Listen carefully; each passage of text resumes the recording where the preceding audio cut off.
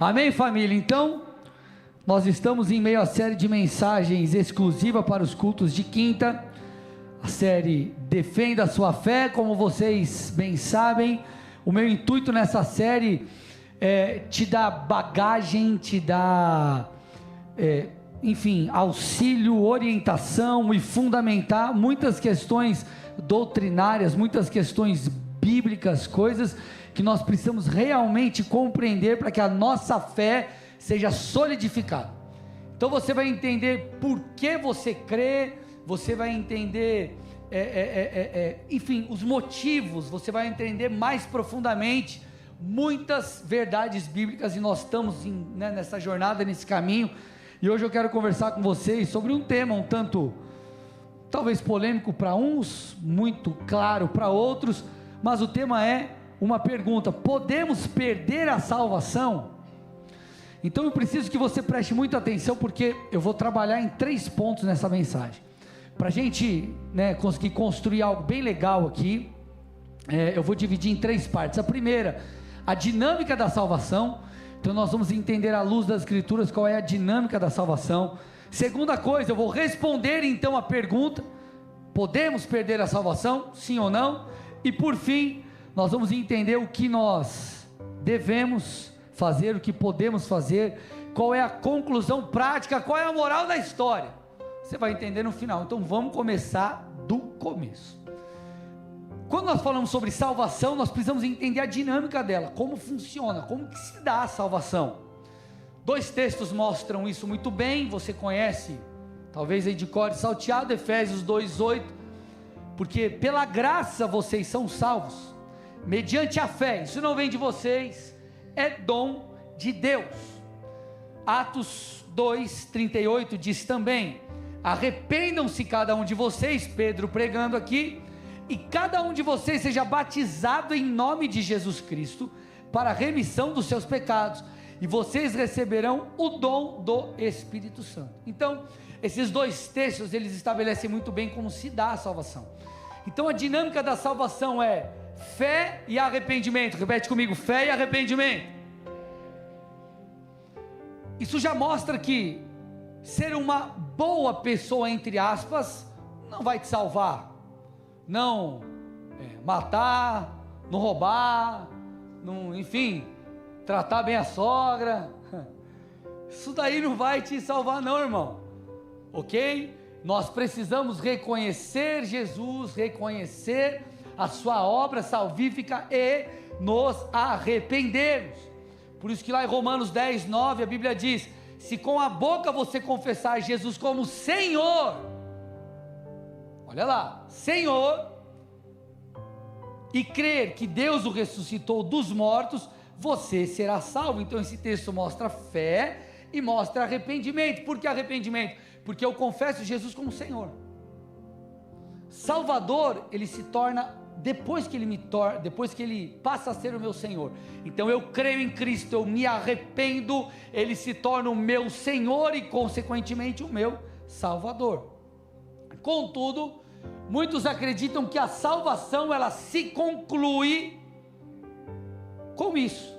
Eu entreguei minha vida a Jesus, eu me arrependi inicialmente dos meus pecados, isso bastou. Não importa a maneira que eu vou viver a vida, não importam as minhas escolhas, porque um dia eu criei, porque um dia eu me arrependi, eu serei salvo. Eu quero mostrar a vocês nessa noite que a salvação não está ligada necessariamente a um evento, mas ela está mais ligada a um processo. Ou seja, não basta você ter crido um dia, você precisa continuar crendo. Não basta você ter se arrependido lá em 1900 não sei quanto, você precisa viver uma vida de arrependimento. Então a salvação ela se inicia no momento em que eu creio em Cristo, mas ela prossegue por um caminho que será consolidado quando eu estiver com o Senhor, seja pelo arrebatamento, seja pela minha morte, mas ela é um processo, ela se inicia até que ela vai, ou ela vem, ela se conclui lá na frente. Então, tudo bem até aqui, gente? Vamos lá, tudo bem ou não? Preciso que você fique comigo e preste atenção aqui, tá? Vários textos mostram isso, a salvação como um processo e não necessariamente como um evento. Romanos 6, 22, por exemplo. Olha lá. Agora, porém, libertados do pecado, transformados em servos de Deus, o fruto que vocês escolhem é para a santificação, e o fim, nesse caso, é a vida eterna. Nós vemos o processo. Então, o que ele está dizendo aqui, ó. Primeiro, deixa o texto na tela aí, ó. Nós somos libertos do pecado e transformados em servos de Deus. Primeira parte, vocês vão entender daqui a pouquinho isso melhor, primeira parte da salvação. Nós colhemos então um fruto de santificação, e por fim, a vida eterna. Filipenses 3, 12 a 14 diz assim: não que eu já tenha recebido isso, Paulo falando, ou já tenha obtido a perfeição, mas, olha o que ele está dizendo, eu prossigo para conquistar aquilo que também fui conquistado por Cristo Jesus. Irmãos, quanto a mim, não julgo havê-lo alcançado, mas uma coisa faço, esquecendo-me das coisas que ficam para trás, e avançando para as que estão diante de mim, eu prossigo para o alvo, para o prêmio da soberana vocação de Deus em Cristo Jesus. Em muitos momentos nas Escrituras nós vemos coroa, prêmio, o alvo. Pedro fala que o alvo da nossa fé é a salvação da nossa alma. Então Paulo está falando disso aqui também. Filipenses 1,6: eu estou certo de que aquele que começou boa obra em vocês há de completá-la até o dia de Cristo Jesus. Então o que eu quero mostrar para vocês?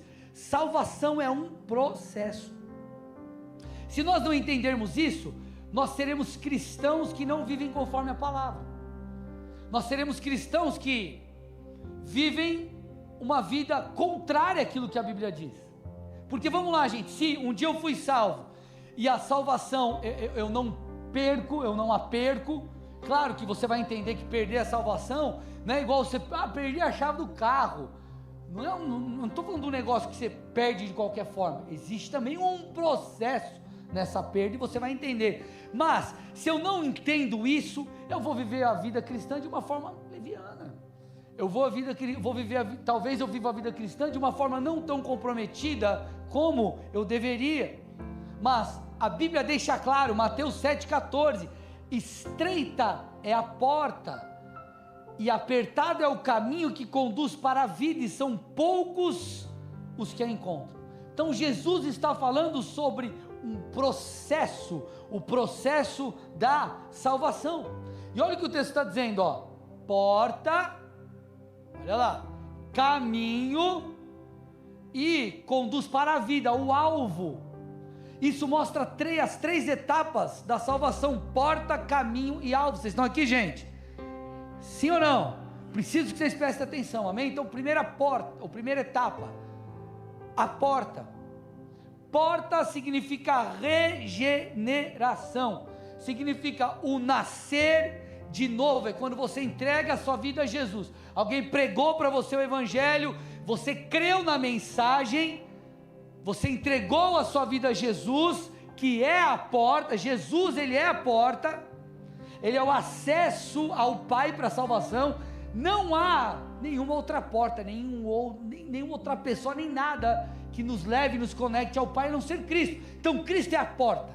Então eu entrego a minha vida a Jesus, eu entrei por esse caminho, eu entrei por Cristo, que é a porta. Minha vida com Deus começou.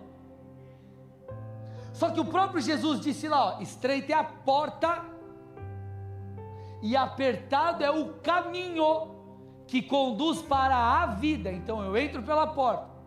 Então eu começo a percorrer um caminho, uma jornada, um processo. Por isso que Paulo diz que eu e você precisamos desenvolver a salvação. Como que eu preciso desenvolver a salvação se ela já teria sido concluída no momento que eu entreguei minha vida a Jesus? Então, se eu preciso desenvolvê-la, é porque tem um caminho, há um projeto divino nisso, há uma intenção celestial. Então eu preciso desenvolver a minha salvação caminhando por esse caminho, até que eu chego no destino, que, como eu disse, 1 Pedro 1,9 diz que é a salvação da nossa alma. Então a salvação é um processo, e ela está muito ligada, gente, com, vou falar um nome difícil aqui, mas eu vou te explicar, só para deixar chique o negócio, a tricotomia do homem. O que é isso? Nós somos corpo, alma e espírito. Corpo, alma e espírito. Deus nos fez assim.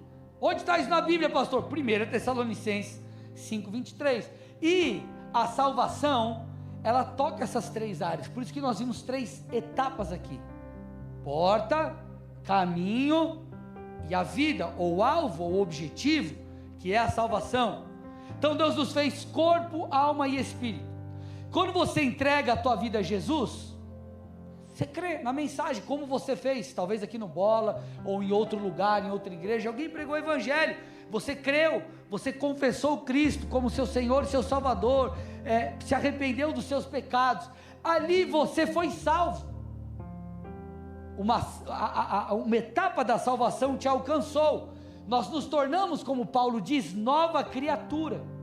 Agora, nós nos tornamos nova criatura aonde? No corpo, na alma ou no espírito? No espírito.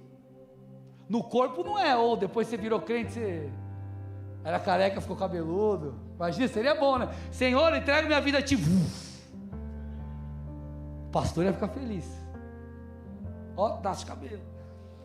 Então não é no corpo, também não é na alma, sabe por quê? Porque depois você virou crente, no minuto seguinte, estava tudo ajustado na tua vida assim, você falou, cara, eu não tenho mais nada para mudar? Ou você tinha coisa para mudar e tem ainda? Sim ou não, gente? Então a conclusão da salvação nessa etapa é no Espírito. Então você é regenerado no Espírito, você nasce de novo. Por isso que você consegue agora se relacionar com Deus, o Espírito de Deus te vivifica, algo acontece no Espírito. Agora, corpo, alma e espírito, ok? Então a salvação toca a nossa vida no Espírito quando nós rendemos a nossa vida a Jesus, ok? Segunda coisa, nós passamos por um processo de santificação. Então agora que você se tornou um crente, você foi regenerado, você nasceu de novo, as coisas de Deus passam a fazer sentido. Você olha para a tua vida antiga, para aquilo que você fazia, e você fala, cara, peraí, está perdendo um pouco o sentido isso aqui, eu não vou mais viver dessa forma, eu preciso mudar. Então esse processo de santificação começa, e ele é um processo. Mês que vem vai ser um mês muito especial para mim, porque eu falei 20 anos, serão 20 anos de conversão, aleluia. Deus fez muita coisa na minha vida, mas tem muita coisa para fazer ainda em mim, eu estou em um processo de santificação. Então, esse processo de santificação acontece na alma, ok, gente? Então, quando eu entrego a minha vida a Jesus, eu sou salvo no Espírito. A minha alma está passando por um processo de santificação. Eu estou mudando a minha maneira de pensar, eu estou mudando a minha maneira de agir, eu estou mudando a maneira que eu vejo o mundo, eu estou mudando. Agora, a plena salvação acontecerá no fim de tudo, quando nós somos arrebatados, ou quando nós, enfim, deixarmos essa vida.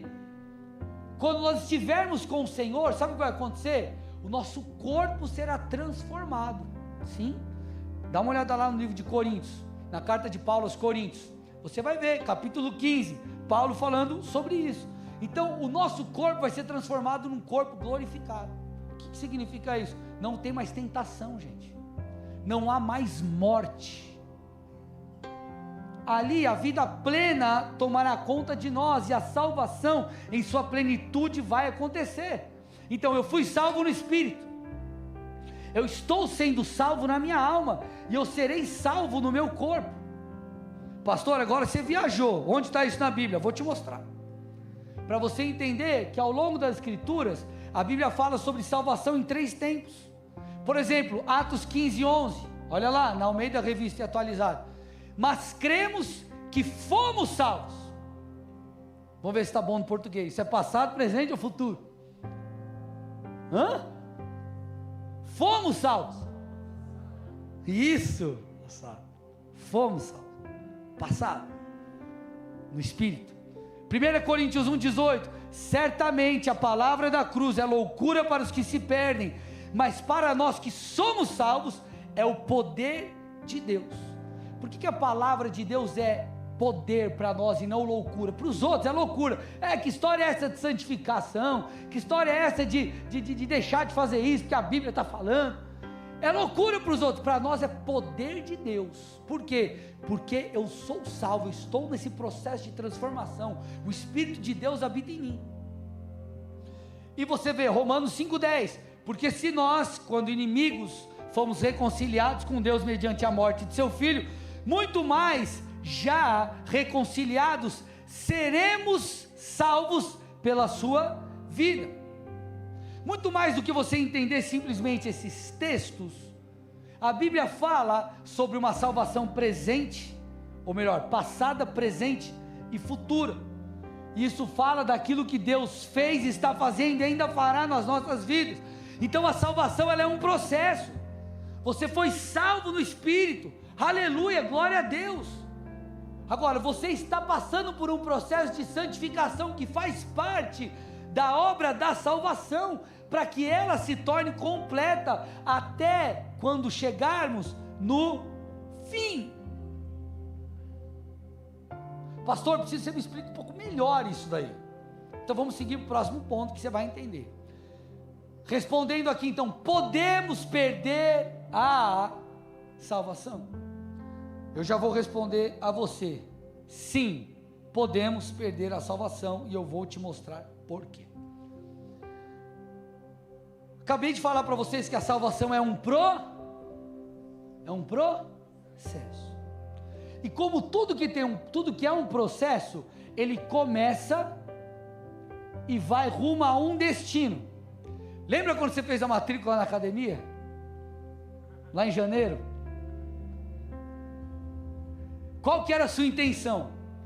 Esse ano é o ano do six packs, quadradinho. Esse ano eu vou sair bombado. Aí você se via, não, você fala, cara, vou postar uma foto correndo na praia. Esse era o teu objetivo, era o teu alvo, mas no meio do caminho, irmão, chegou o inverno. Aí você falou, 6 horas da manhã para academia, jamais. Aí veio aqueles irmãos da célula que te chamavam para comer a pizza depois do culto. Olha para o lado e fala assim, é teu dia hoje, irmão, pode me abençoar, aleluia. Comer um sandubinha, e aí, irmão, você deixou de treinar, começou a se alimentar de forma errada, e você abortou o processo. Tirando a brincadeira, brincadeiras à parte, salvação é um processo, e como tal eu posso abortá-lo, eu posso não seguir até o final. É claro que esse processo, esse rompimento não se dá por Deus, mas por nós mesmos, pelas nossas próprias escolhas. Como eu dei o exemplo aqui da sua jornada de saúde, Projeto Verão foi cortado no meio, é da mesma forma. João 6, 37 diz, todo aquele que o Pai me dá, esse virá a mim, e o que vem a mim, de modo nenhum lançarei fora. Então, esse processo abortado não por Deus, Deus quer o seu bem, o Pai enviou o Filho, para que todo aquele que nele cresce, fosse salvo. A ideia de Deus é que todos sejam salvos. João 6, 39 e 40 diz isso, e a vontade de quem me enviou é essa, que eu não perca nenhum de todos os que ele me deu, pelo contrário, eu ressuscitarei no último dia. De fato, a vontade do meu Pai é que todo aquele que vir o Filho e nele crer, tenha a vida eterna. Então, Deus é fiel para completar a boa obra, amém, amados? Ele vai nos conduzir por esse processo, Ele é fiel, Ele não vai parar, Ele vai até o fim, a parte dele Ele fará.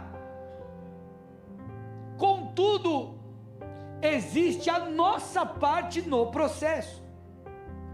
A salvação, ela foi conquistada por Jesus na cruz.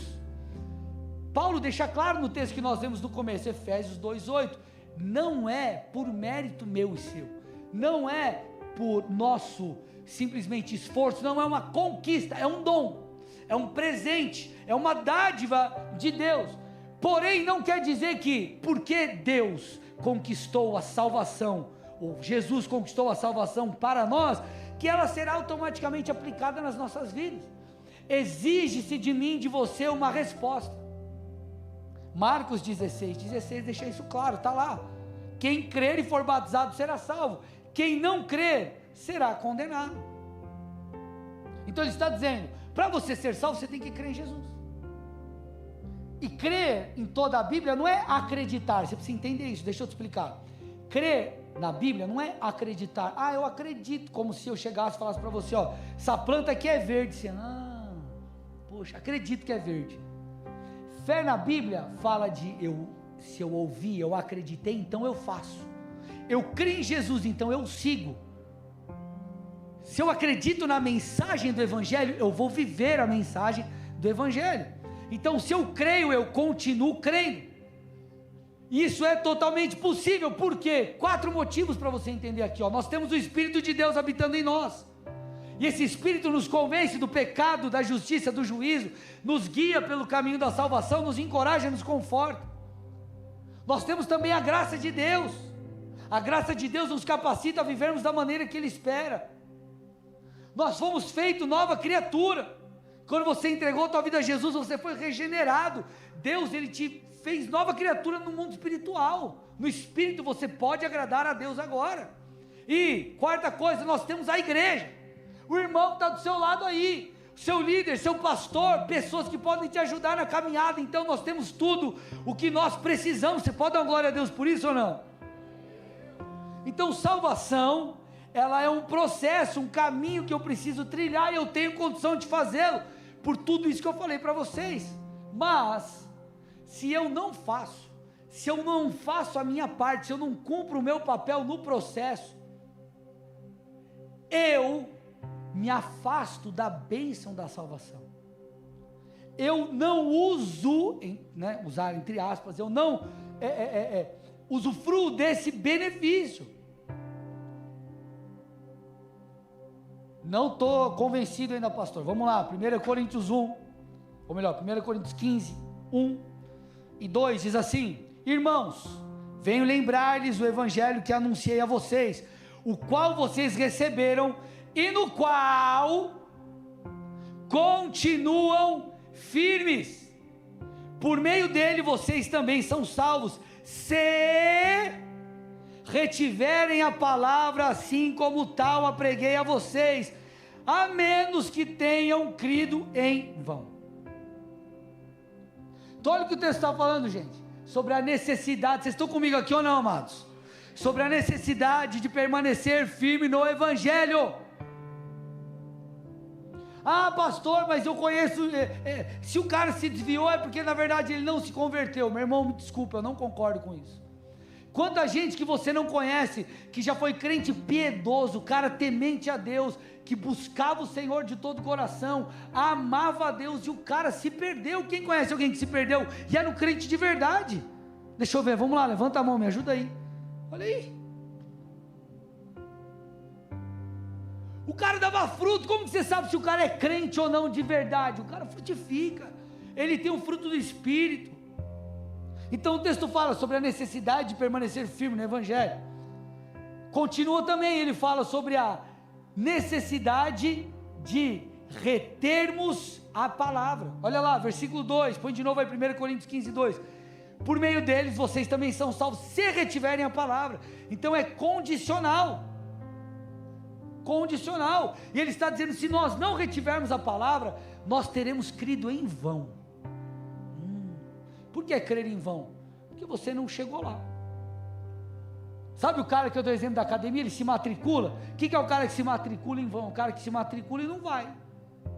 Olhe para o irmão do lado e fala: acho que ele está falando de você.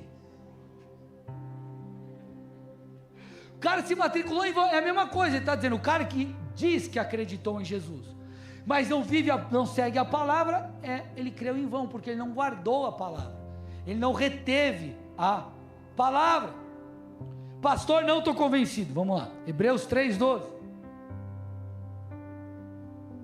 Tenham cuidado, irmãos, para que nenhum de vocês tenha um coração mau e descrente, que se afaste do Deus vivo.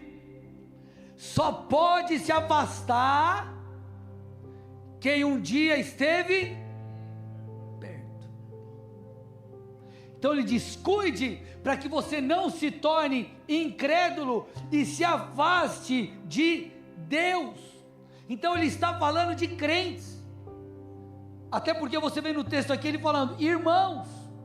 Quem que é irmão? Não é irmão de sangue, ele está falando da igreja, do corpo, dos outros cristãos. Por isso que o texto continua dizendo, versículos 13 e 14 de Hebreus 3, põe para mim: pelo contrário, animem uns aos outros todos os dias, durante o tempo que se chama hoje. Olha lá, você que acha ruim que teu líder fica te mandando mensagem, teu amigo pegando o teu pé e falando, fica me perturbando, que eu preciso mudar. É isso aí, irmão, tem que fazer, a Bíblia está falando. Olha lá, pelo contrário, animem uns aos outros todos os dias durante o tempo que se chama hoje, a fim de que nenhum de vocês seja endurecido pelo engano do pecado, porque temos nos tornado participantes de Cristo, se de fato guardarmos firmes até o fim a confiança que desde o princípio tivemos. Então ele está dizendo o quê? Nós nos tornamos participantes de Cristo quando nós entregamos a nossa vida a Jesus. Só que eu preciso guardar a minha fé, eu preciso permanecer no Senhor, para que até o fim eu seja participante de Cristo, para que eu não perca a salvação que me foi dada. Então acho que a melhor palavra não é perder a salvação. Nós usamos essa terminologia, é de fácil entendimento, todo mundo compreende, já está de alguma forma, já entende o tema. Mas não é perder, é jogar fora. Eu jogo fora a salvação que me foi dada como presente. Então nós vemos o próprio Senhor Jesus falando sobre os tempos do fim. Ele fala sobre a importância de perseverar, Mateus 24, 12 e 13. E por se multiplicar a maldade, o amor de muitos se esfriará, ou o amor se esfriará de quase todos. Aquele porém que ficar firme, o que está escrito, gente, pelo amor de Deus, até o fim será salvo. Então a fé inicial, o que é a fé inicial? Aquela fé que te ajudou no processo de salvação, aquilo que te levou à salvação, é pela graça mediante a fé. Essa fé inicial precisa te levar por toda a jornada, até que você chegue ao fim. Hebreus 6, 11 e 12, desejamos que cada um de vocês continue mostrando até o fim, até o fim, o mesmo empenho, para a plena certeza da esperança, para que não se tornem preguiçosos, mas imitadores daqueles que pela fé e pela paciência herdam as promessas. Então ele está falando sobre manter o mesmo empenho até o fim, e ele fala sobre a fé e a paciência. Talvez a palavra de melhor entendimento aqui seria perseverança. Esse é o tom da conversa. Então ele está dizendo que para a salvação nós precisamos ter uma fé e uma perseverança que nos leva até o fim. Põe de novo aí o texto para mim, o versículo 12, para que nós possamos herdar as promessas. E qual que é a maior promessa? A promessa da salvação. Perseverar até o fim. Por isso que nós vemos no capítulo 10 de Hebreus, versículos 35 a 39, o seguinte: portanto, não percam a confiança de vocês, porque ela tem grande recompensa. Vocês precisam perseverar, para que, havendo feito a vontade de Deus, alcancem a promessa, porque ainda dentro de pouco tempo, aquele que vem virá, e não irá demorar, mas o meu justo viverá pela fé. E, se retroceder, dele a minha alma não se agradará. Nós, porém, não somos dos que retrocedem para a perdição, mas somos da fé para a preservação da alma. Vocês estão me entendendo aqui, gente? Pelo amor de Deus. Por que você acha que Paulo diz lá em 2 Timóteo 4,7, no fim de sua vida, que ele guardou a fé? Ele guardou a fé. Por quê? Porque a fé precisa ser protegida, a vida com Deus precisa ser guardada, vamos usar esse termo aqui. Então, uma vez salvo, salvo para sempre, no meu entendimento aqui, amado, não há coerência bíblica nessa afirmação. Não há qualquer sentido em ter uma fé inicial. Então imagina, você creu inicialmente, de todo o coração em Jesus, e não é crer de acreditar. Eu acredito sim, é verdade, Jesus veio a esse mundo, porque eu já vi lá num seriado lá do History Channel, que é verdade, que tem uma prova lá, que lá não sei aonde, que acharam um pedaço, não sei do que está na Bíblia. Estou falando de acreditar, não é você ser convencido na cabeça, mas é você crer na mensagem do Evangelho, crer em Cristo, se arrepender dos seus pecados, reconhecer que precisa de salvação. Então essa fé inicial que nos conduz a isso, não faz sentido nós a termos, e do meio do caminho a gente perdê-la, vivendo em pecado deliberado, e lá no final, tudo bem, estou com o Senhor, não perco a salvação, está tudo certo. Não faz sentido. Vamos lá, a Bíblia chama o povo de Deus para influenciar, para ser como cartas vivas. Talvez a pessoa lá do teu trabalho, ela nunca leu a Bíblia, mas você é, aspas, a Bíblia que ele vai ler, pela sua conduta. Então nós temos que ter exemplo. Agora, que sentido faz eu ter uma fé inicial, um dia numa pregação, vivo a vida toda bagunçada, e chego aqui no final e está tudo bem? E o que a gente faz com o inferno, com todas essas coisas que eu falei no último culto da quinta-feira aqui sobre inferno? Vai lá no YouTube, dá uma olhada, inferno, verdade ou mito, palavra poderosa. Nós tremos tudo na base nessas palavras, mas é bênção de Deus, aleluia. Então não há sentido eu começar bem, terminar mal, e está tudo certo, por uma escolha minha. Outros textos mostram isso com clareza. Olha lá, amados, estou seguindo aqui, vocês me dão mais um tempo ou não? Então vamos lá, Hebreus 6, 4 a 6, faz uns dias que eu não prego, então vou aproveitar. Hebreus 6, 4 a 6, olha lá. É impossível, pois, que aqueles que uma vez foram iluminados, está falando de crente, provaram o dom celestial, se tornaram participantes do Espírito Santo, provaram a boa palavra de Deus e os poderes do mundo vindouro, e caíram. Sim, é impossível outra vez renová-los para o arrependimento, visto que, de novo, estão crucificando para si mesmos o Filho de Deus e o expondo à zombaria. Então perceba, amados, no versículo 6 esse texto está falando sobre pessoas que não podem ser renovadas para o arrependimento. Ou seja, ele está falando sobre pessoas que caminhavam segundo a palavra, mas por algum motivo cruzaram uma linha onde não há mais volta. Então ele está falando de cristãos. Ele fala que essas pessoas foram iluminadas, ou seja, a luz de Deus resplandeceu em meio às trevas deles. Fala sobre luz, sobre entendimento espiritual, sobre entendimento da verdade de Deus. Fala que eles provaram o dom celestial, eles foram salvos. Fala que eles se tornaram participantes do Espírito Santo. Gente, como alguém vai ser participante do Espírito Santo, vai ter o Espírito de Deus, se ele não é de Cristo? Romanos 8,9 diz isso. Todo aquele que tem o Espírito é porque ele é de Cristo, porque ele creu em Cristo. Fala que provaram a boa palavra, provaram o poder do mundo vindouro, as coisas sobrenaturais. Então ele está falando sobre cristãos, mas ele fala sobre cristãos que em algum momento eles caem e cruzam uma linha onde não tem mais volta.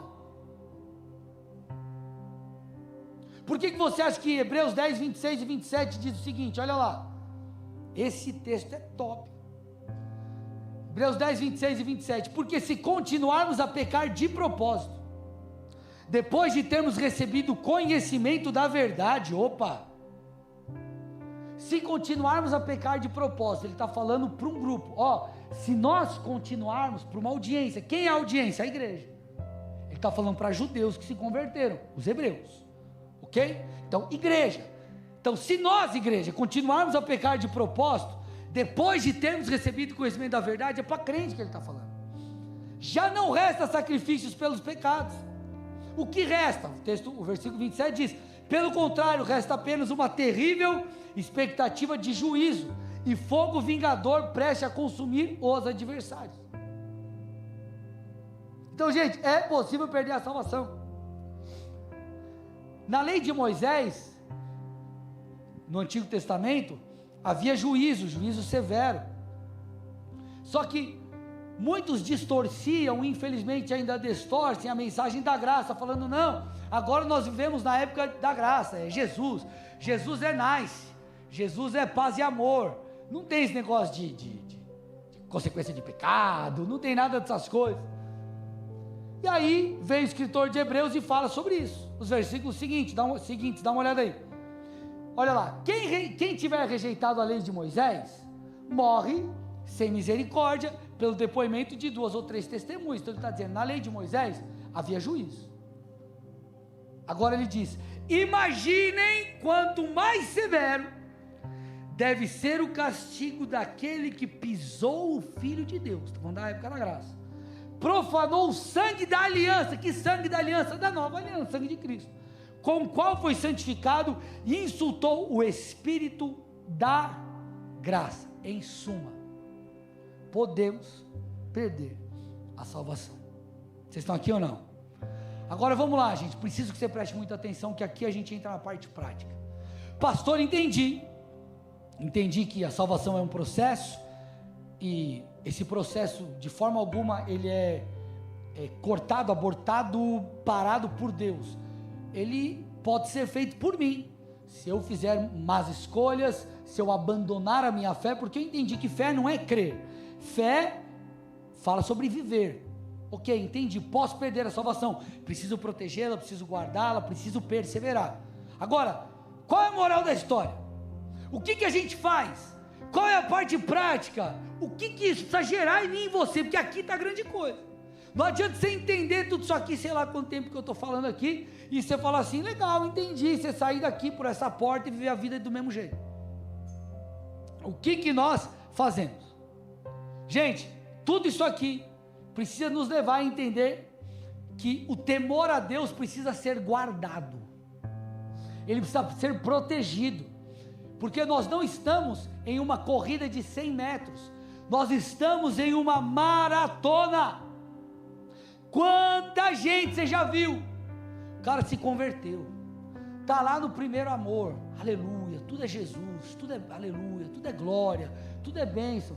Daqui a pouco, meu irmão, passa-se um tempo, você fala, não reconheço mais esse irmão, não reconheço mais essa irmã. Então, esse ainda não entendeu que nós não devemos apenas começar bem, mas nós devemos terminar bem, ou refazendo a minha fala, precisamos terminar melhores. E por que melhores? Porque depois de uma longa jornada com Cristo, Ele vai te aperfeiçoar, Ele vai te fazer chegar no fim aperfeiçoado, mais maduro na fé, mais santificado, mais purificado, completando a carreira, sendo um instrumento dEle. Você pode dar um amém? Então nós temos que terminar melhores, essa é a ideia de Deus. A ideia de Deus é que nós cheguemos no fim como vencedores. Por isso nós temos que perseverar, irmãos. Por isso nós temos que entender que qualquer situação que nós venhamos a enfrentar, não pode de forma alguma nos tirar do alvo que é Cristo. Há toda capacitação e graça e instrução bíblica para que a gente lide, seja uma amargura, um problema de falta de perdão, qualquer coisa, Deus traz orientação para mim e para você, porque Ele quer que eu e você cheguemos no fim como vencedores. Apocalipse 3:5, Jesus falando na igreja de Sardes, Ele diz, o vencedor, olha lá, será assim vestido de branco, e de modo nenhum apagarei o seu nome do livro da vida. Parênteses aqui, se o nome do vencedor não será apagado, significa que aquele que não chega até o fim, o nome é... Fica a dica aí. Então ele está dizendo, o vencedor será vestido de branco. A igreja de Laodiceia, Jesus disse o seguinte, versículo 11, venho sem demora, conserve o que você tem, para que ninguém tome a sua coroa. Coroa na Bíblia fala de prêmio para a salvação. Para que ninguém tome a sua coroa. Nós precisamos ir até o fim. Meu irmão, deixa eu te falar, você precisa ser cauteloso com as suas escolhas nesse mundo. Eu te pergunto, as suas escolhas têm te levado para onde? A maneira que você tem vivido a vida tem te afastado de Deus ou tem te aproximado de Deus? Tem te conduzido rumo às promessas do Senhor ou para longe do Pai? O inimigo, gente, ele tem duas grandes estratégias e elas andam juntas nessa guerra pela nossa alma, pela nossa salvação, que são as distrações e as sutilezas. Me escute, pelo amor de Deus, as distrações e as sutilezas, elas andam juntas e são destrutivas.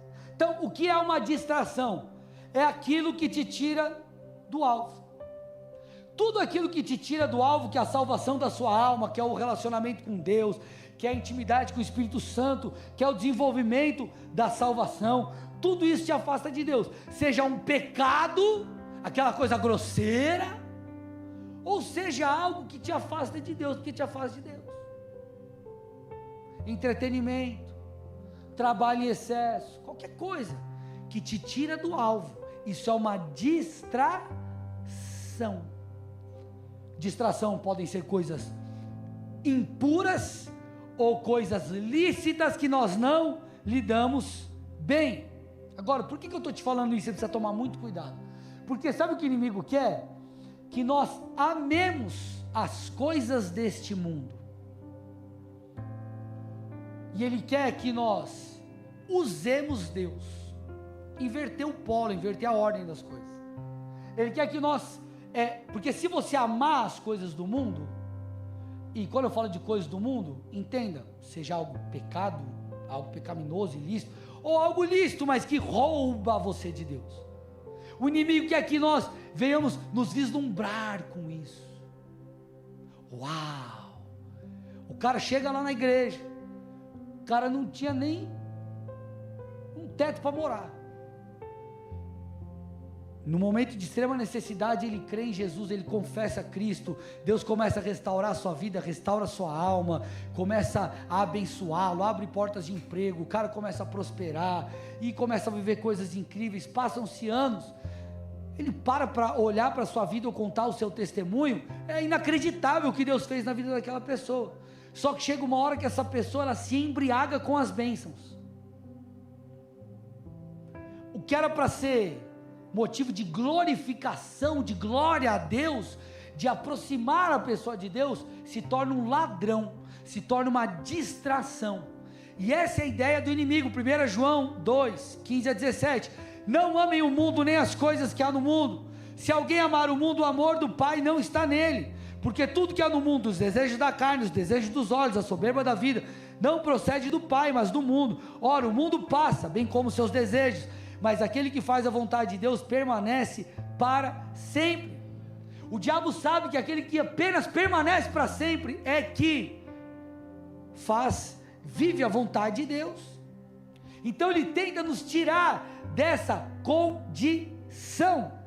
Então quando o cara começa a amar as coisas do mundo, vamos usar esse exemplo do cara que eu acabei de dar aqui, que prosperou, se embriagou com as bênçãos, aquilo que era ênfase na vida dele, leitura da palavra, oração, congregar, busca a Deus, quebrantamento, uma pessoa temente a Deus, ele perde aquilo. Só que se engana aquele que acha que essa perda é do dia para a noite, e aqui está o perigo. Lembra que eu falei? Eu falei distrações, e falei de outra coisa que eu esqueci aqui, mas deixa eu voltar aqui que eu esqueci, cadê?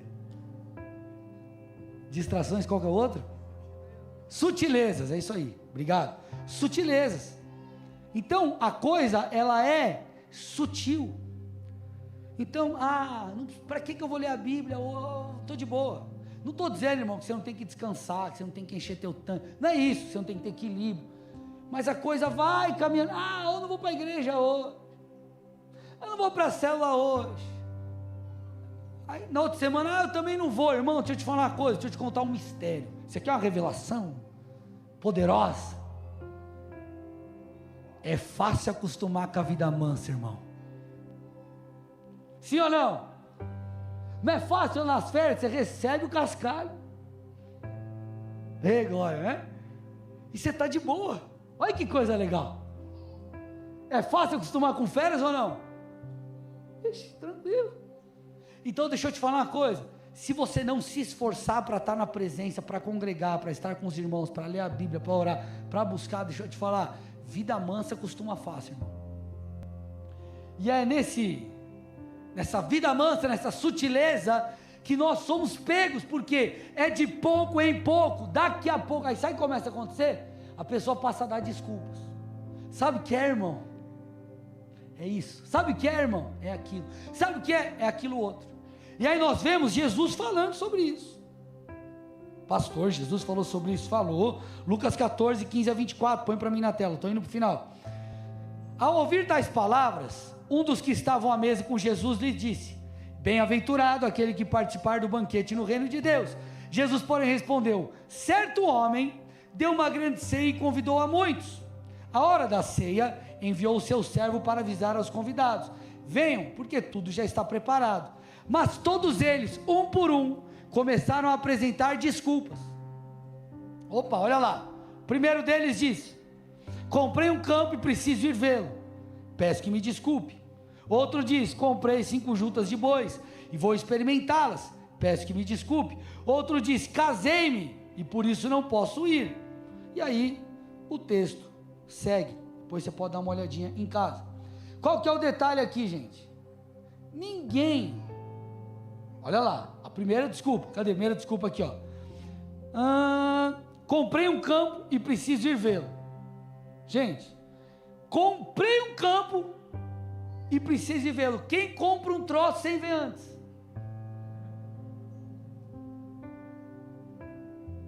Você pode não ter ido ver pessoalmente, mas você viu, recebeu um zap, foto, vídeo, mas você não compra. Eu comprar, depois eu vou ver. Então, já que ele tinha comprado, já que havia concretizado, ele podia ter ido no banquete e depois ter visto o que ele comprou. Desculpa. Do mesmo modo, o cara que comprou o gado, ele não compra o bicho sem examinar primeiro, está tudo certo, está tudo bem, ou o bicho está zoado. Da mesma forma, já que eu comprei, então depois eu vou ver. O homem que havia se casado, e detalhe, vou te falar, estou careca, irmão, de ver gente que é uma bênção, mas depois que casa, minha vontade, vou abrir meu coração aqui agora vocês querem ouvir, né? Minha vontade é falar assim: era melhor você não ter casado. Sabe por quê? O cara era top, a mina buscava Deus, casou, irmão, já era, bagunçou. E aí o texto diz aqui, o cara casou e deu desculpa. Só que aquele que havia se casado naquela cultura, ele estava isento de viagens de negócios e de prestação de serviço militar. Agora, isso não quer dizer que ele deveria evitar o convívio social, irmão, mas ele deu desculpa. E o que eu estou tentando te dizer? A frieza nos leva às desculpas. Ninguém que está queimando por Jesus dá desculpa, irmão. Quem está queimando por Jesus quer mais dele. Você está queimando, vamos no culto, irmão? Eu já estou aqui. Já estou aqui. Que hora que é? 2h15. Estou aqui esperando. O cara está queimando por Jesus, só dá desculpa quem dá frio. Um autor muito conhecido, C.S. Lewis, tem um livro que ele escreveu, recomendo você ler, Cartas de um Diabo ao Seu Aprendiz. E ele vai contando, de uma forma muito bacana, assim, como se fossem estratégias do diabo para derrubar os crentes. E diz assim, a carta de número 12: a estrada mais segura para o inferno é a gradativa. é a ladeira suave, o solo macio, sem curvas acentuadas, sem marcos e sem postes indicadores. Então o caminho da frieza espiritual, ele é lento, ele é gradual, só que no fim dessa estrada, você encontrará a apostasia, que é o abandono da fé. Isso é o que acontece com muita gente. Por isso você chega para o cara e fala: cara, vamos lá, volta para a igreja, volta para Jesus. Cara, isso é muito religioso, cara. Você deve estar lembrando de alguém, né? Isso é muito religioso. Igreja, Jesus, é meu coração aqui, ó, é nós, Jesus. E o cara está tudo zoado. Por quê? Porque foi gradual o processo. Por isso que 1 Coríntios 10:12, aquele que está em pé, cuide para que não caia. Então, para fechar aqui, sabe por que alguém esfria e chega na perda da salvação, na apostasia? Porque deixa de praticar o que é básico. Deixa eu te falar uma coisa, irmão. Falei do projeto verão aqui, né? Você pode não ter grana para comprar BCAA, Whey Protein, creatina, tal, um monte de coisa. Se você comer bem, já vai te ajudar demais. Entende o princípio do que eu estou dizendo, tá? Não adianta nada você comprar todas essas coisas e ficar comer um monte de bagunça. O que eu estou tentando te dizer? O básico bem feito vai te levar a muitos lugares bons. Por que o cara perde o emprego lá e é mandado embora? Sabe por quê? Chega atrasado, não cumpre horário, faz as coisas de qualquer jeito. É o básico, irmão. Ou você acha que o cara é mandado embora porque ele tinha que fazer aqui 1 milhão de metros, ele fez 950 mil, então manda ele embora. O problema é a falta do básico. O que vai proteger você, o que vai levar você a guardar a fé até o final, é o básico, irmão. Leitura da palavra, oração, jejum, obediência a Deus, comunhão com os irmãos, serviço cristão, submissão aos seus líderes espirituais. Se você estiver alinhado com isso, eu duvido que você caia. Sabe por quê? Porque a graça de Deus está sobre você, o Espírito de Deus que te guia habita em você. Você é nova criatura. Então escute, essa palavra foi um grande alerta. Podemos perder a salvação, mas como eu disse em um dos momentos, perder a salvação não é igual você perder aqui, perdi a chave. Não é algo do acaso, é algo que só vai acontecer se você permitir. Por isso nós precisamos perseverar, guardar a nossa fé e irmos até o final. Você pode dar um amém por isso ou não? Glória a Deus. Feche seus olhos e cubra sua cabeça em nome de Jesus.